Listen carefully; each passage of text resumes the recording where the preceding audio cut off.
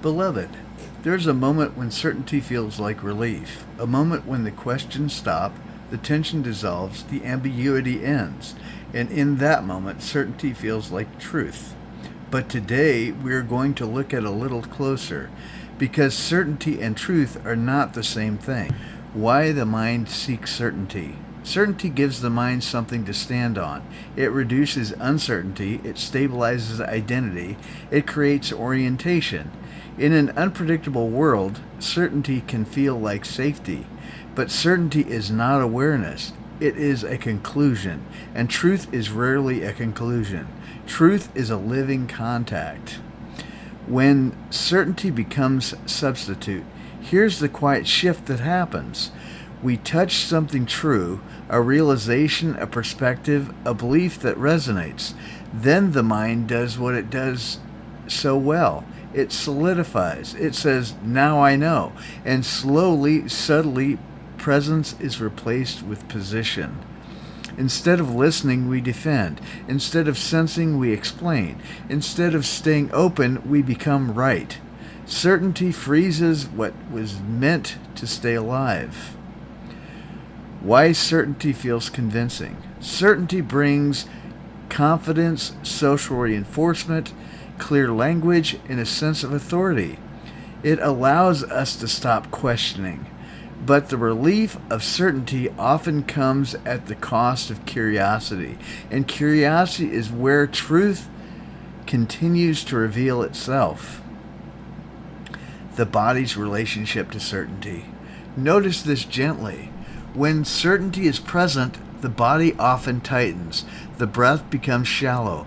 Lightning decreases. Reactivity increases. Not always dramatically, often subtly. Truth, on the other hand, keeps the body open. It doesn't collapse complexity. It allows nuance. It invites humility. Certainty versus coherence.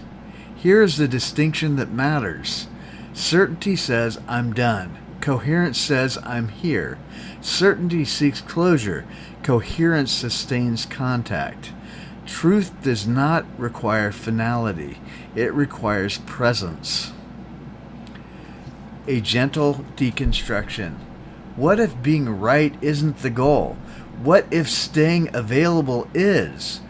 What if truth isn't something you land on, but something you remain in relationship with? Certainty often marks the end of listening.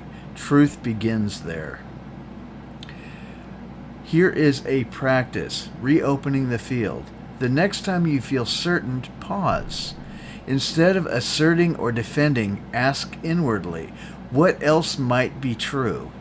Not to doubt yourself, not to destabilize, but to keep the channel open. Truth does not fear inquiry.